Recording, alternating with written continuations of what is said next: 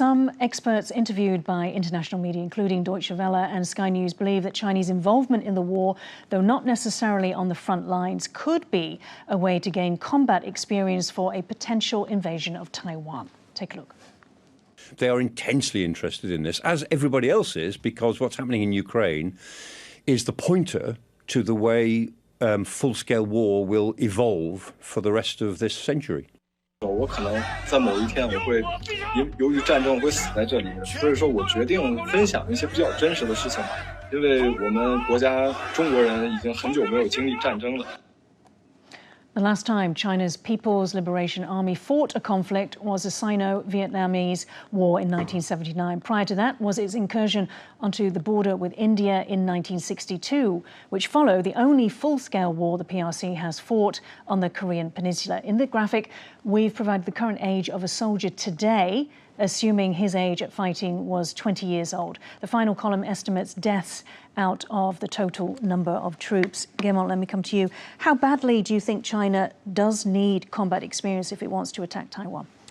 I think it needs a lot of combat experience. If you look at the UN and its peacekeeping forces, over the last 20 years, China has just dumped a lot of people into those forces. Before that, they did the peaceful thing. We don't get involved with any war anywhere in the world. And suddenly now they're trying to get any experience they can.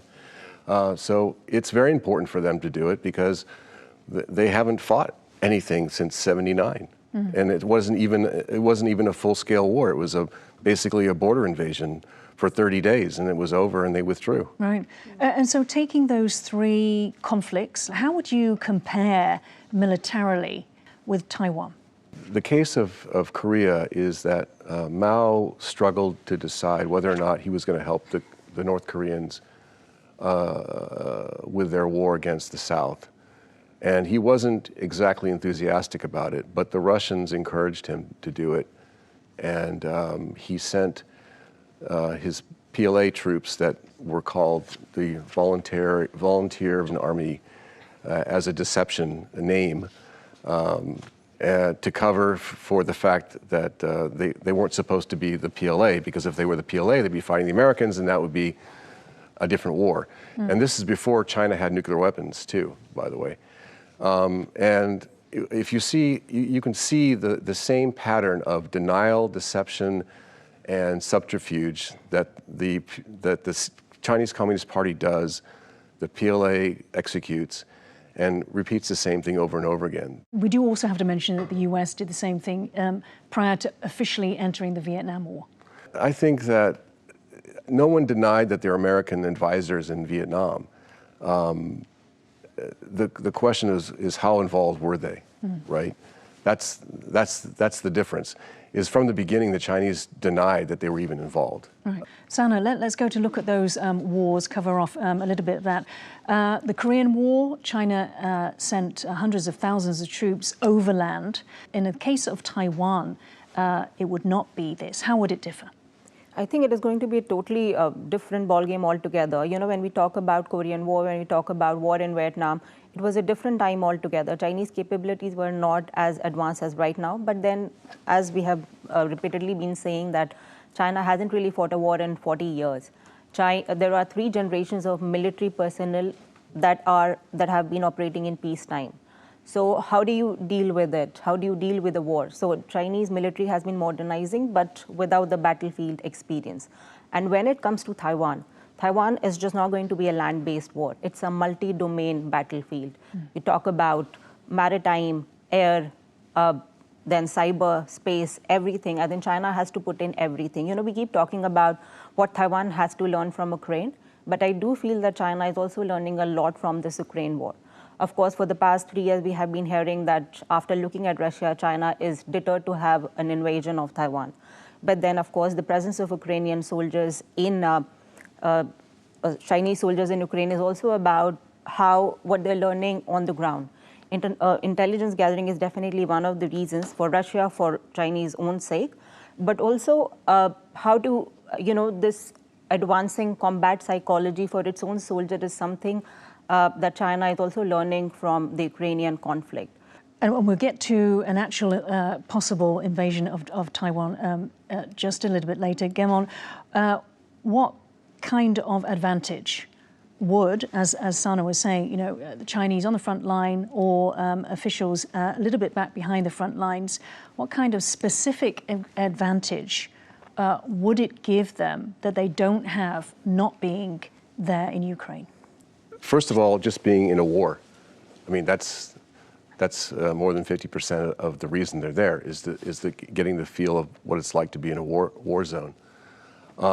As Sana mentioned, intelligence is an important aspect in how to use that intelligence and combine it with all the other tools that they have in their hands. The second is the technological systems that are there. The UAVs, the drones that have been used throughout Ukraine have killed probably more people, especially soldiers, than many of the normal weapon systems that have occurred in the past. So the drones have become very, very important, and they also stop tanks, they stop armored personnel vehicles. So they really have an impact on the land war. Also, the Chinese learned that the Ukrainians were very effective in destroying the Russian fleet in the Black Sea. I believe they destroyed maybe half of the fleet. Actually being on the front line, what does that, of those, because we can analyze that, we can understand that, grasp that from a distance.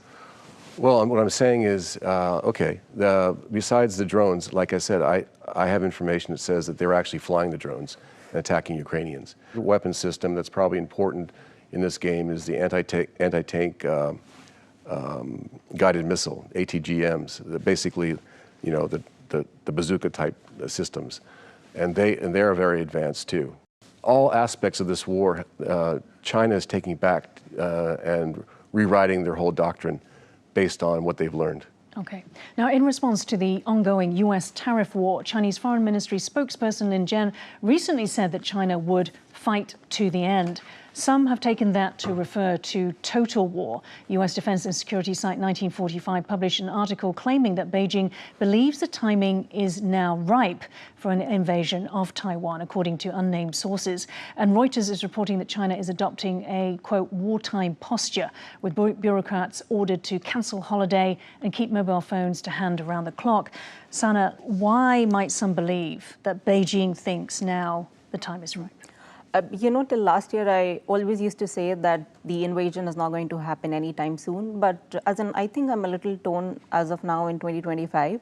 So I think I have arguments for both and against. So I think for, because I think window is closing for China. And also there is this now, how we have seen that China has taken advantage in the past of the conflicts, and now the Western support, the bandwidth is kind of overstretched.